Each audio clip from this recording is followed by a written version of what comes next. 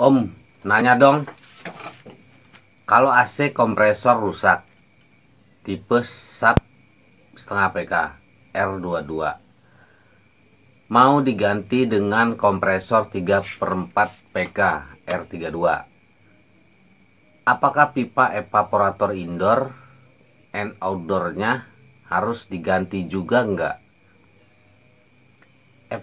Evaporator indoor and outdoor masih bagus, belum ada yang bocor. Nah, jadi teman kita ini mau ganti ya, dia punya AC lama. AC lamanya itu R22, sebelumnya R22 ya. R22 mau diganti dengan kompresor 3/4 PK tapi R32 ya. Nah, dia berarti di sini hanya mengganti kompresor ya, kompresor.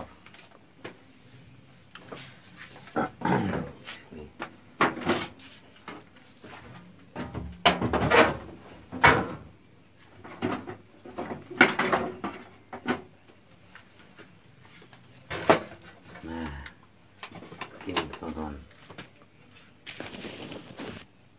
Jadi ini yang tadinya AC R22 ya. Nah, AC R22 kompresornya rusak ya, R22 ini rusak. Mau diganti dengan kompresor R32 3/4, yang tadinya setengah PK ke 3/4. Itu kapasitas masuk ya. Kapasitas masuk dari setengah PK ke 3/4 masih bisa. Nah, kompresor R22 tadi yang setengah PK tadi diganti dengan kompresor R32.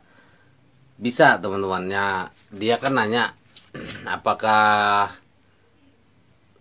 evaporator sama outdoor harus ganti. Enggak, kalau emang nggak mau ganti bisa ya. Bisa teman-teman kalau nggak mau ganti. Cuman syaratnya harus diplasing ya. Diplasing.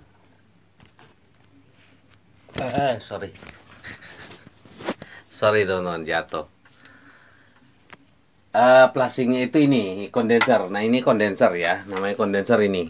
Ini sampai ke sini ini kondenser ya. Nih, belakang ini kondenser.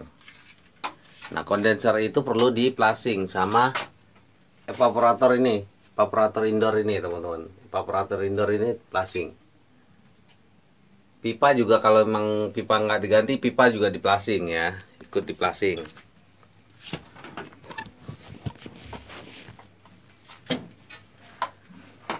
Apa itu plasing? Plasing itu dibersihkan oleh olinya ya. Kenapa harus diplasing? Karena AC lama itu R22 ya, R22. Dia tadi sebelumnya itu pakai R22, mau diganti dengan R32. Nah, R22 dan R32 ini jenis olinya itu beda ya, teman-teman. Jadi kalau oli AC R22 itu mineral jenisnya, kalau R32 itu sintetis ya. Nah, itu nggak kompatibel ya. Beda senyawanya ya. Nah, kalau misalkan dipaksakan nggak diplasing, itu dikhawatirkan oli R32 yang sintetis tadi, yang baru ya, kompresor tadi yang baru tadi, itu terkontaminasi dengan oli yang lama ya, bekas R22 tadi. Karena oli itu emang ada di dalam kompresor ya, di dalam kompresor ini. Tapi pada saat AC dinyalain itu, sebagian oli itu ada yang terbawa bersirkulasi bersama freon ya. Jadi ngikut ke evaporator indoor itu, terus balik lagi. Nah, sebagian kan nempel di kondenser evaporator pipa. Nah, itu kalau nggak diplasing, kita langsung ganti kompresor aja. Dikhawatirkan oli-oli yang lama itu bercampur dengan oli R32 nya ya, oli yang sintetis ini. Nah, kalau oli R32 ini tercampur dengan oli yang jenis berbeda, itu bisa rusak ya. Oli sintetis ini bisa rusak. Eh, Nanti kalau olinya rusak, si oli ini nggak mampu melumasi komponen yang ada di dalam kompresor ini. Nah, dikhawatirkan kompresornya umurnya jadi pendek ya, kerjanya jadi nggak prima.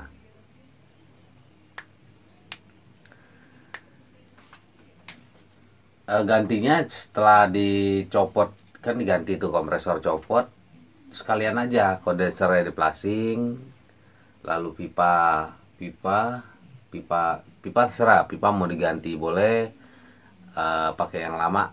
Tapi saran gue sih mending ganti pipa ya. Jadi cuman EPAP aja yang diplasing, evaporator indoor aja yang diplasing. Karena apa mending diganti? Karena AC yang lama ini R22 ya, R22 dikhawatirkan pipa yang lama itu tipis. Karena R32 ini paling enggak dia pakai pipa yang tebal ya, 0,6 mili ke atas ya. Dia harus yang tebal. Beda dengan R22. Kalau R22 itu pakai yang 0,5 juga masih bisa ya, karena emang tekanan R22 itu lebih rendah dari R32. Nah, kalau R32 ini tekanannya itu lebih keras ya, lebih keras tekanannya. Paling enggak 140, 150, 160. Sedangkan R22 itu tekanannya cuma 60, 70, 80 sekitar situ ya. Berarti kan tekanan R32 ini 2 kali lipatnya R22. Nah, jadi makanya wajib pakai pipa yang tebal ya, pipa tebal si R32 ini. Sebaiknya ganti aja ya, ganti apa namanya? Pipanya. Pipa bagus banyak, ada Kembla, Daikin, ada Nippon Steel, ada Tateyama, ada Hoda juga lumayan ya. Pipa yang bagus itu ya 0,6 mili ke atas ya, 0,7, 0,8 itu semakin tebal semakin bagus. Apalagi yang perlu di ini yaitu flashing ya, flashing teman-teman, karena ini ganti kompresor ini udah beda jenis freon ya. Jadi apa namanya, jadi setelah diganti kompresornya jadi R32, artinya AC ini udah bukan AC R22 lagi ya, walaupun di indoornya masih pakai R22 ya, walaupun AC yang di dalam kamar itu indoornya itu R22, tapi sekarang AC-nya bukan R22 lagi, karena patokannya kan kompresornya ini. Karena kompresor pakai R32, berarti AC-nya sekarang jadi AC R32 walaupun bodinya. Nah, di bodi ini sebaiknya ditulisin ya, tandain ya, tandain R32 gitu, tulisin gitu ya, R32. Karena takutnya pada saat teknisi yang berbeda ya, teknisi yang lain dari yang masang itu, yang servis, entah dia mau tabah freon atau dia ngecek, nanti dia bingung ya. Pada saat diukur tekanannya tinggi, sedangkan di sini tulisannya R22 ya, tulisan R22, tapi tekanan kok 150, 140 kan. Nanti dipikir itu kelebihan freon ya, kebanyakan freon, nanti dibuang sama dia freonnya. Ternyata padahal emang AC yang sekarang itu R32 ya, tekanannya emang tinggi ya. Nah, jadi sebaiknya ditandain, walaupun misalkan masih outdoor ini, casingnya ini masih pakai nameplate R22 ya, R22, jadi kasih tanda aja, kasih tanda R32, biar teknisi yang lain bisa tahu bahwa AC itu sekarang udah bukan R22 tapi udah R32 gitu ya. saran aja itu ya. Tapi beda kalau misalkan ya si temen itu sendiri yang masang, terus itu buat dia sendiri, jadi dia teknisinya, dia itu AC buat dia sendiri, ya itu silakan aja, berarti hanya dia yang tahu ya. Apalagi udah itu aja kali ya. Jadi intinya kalau emang mau diganti bisa evaporator indoor dan outdoornya harus diganti juga enggak. Kalau emang nggak mau diganti nggak apa-apa, masih bisa ya, masih bisa. Cuman ya itu syaratnya harus di plasing.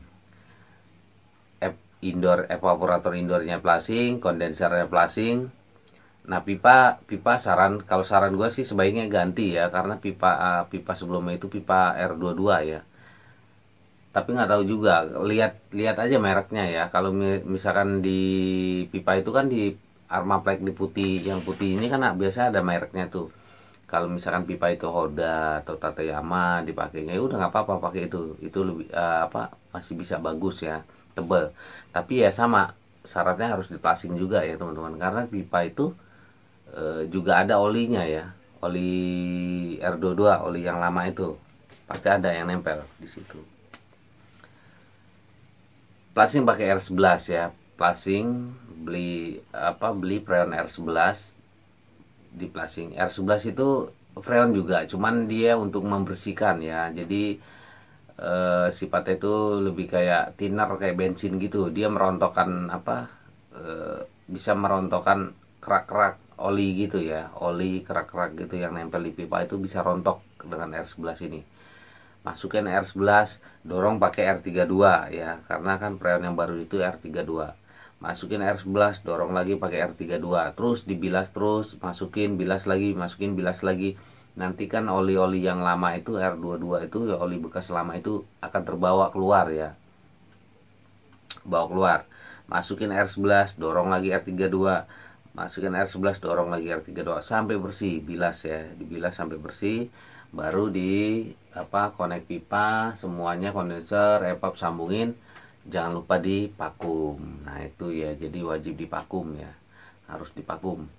Pakum sampai benar-benar bersih ya udara yang ada di dalam instalasi ini. Paling enggak ya 15 menit, 30 menit dipakum. Semakin lama semakin bagus. Baru setelah dipakum baru isi ulang freon R32 nya ya. Oke, gitu ya teman-teman. Gue lupa tadi siapa nanya. Mudah-mudahan bisa paham ya. Kalau emang nggak paham, ada yang kurang, atau teman-teman yang udah paham atau ada masukan, kritik, saran, silakan ya di komentar. Nanti kita sharing bareng-bareng. Oke, terima kasih ya.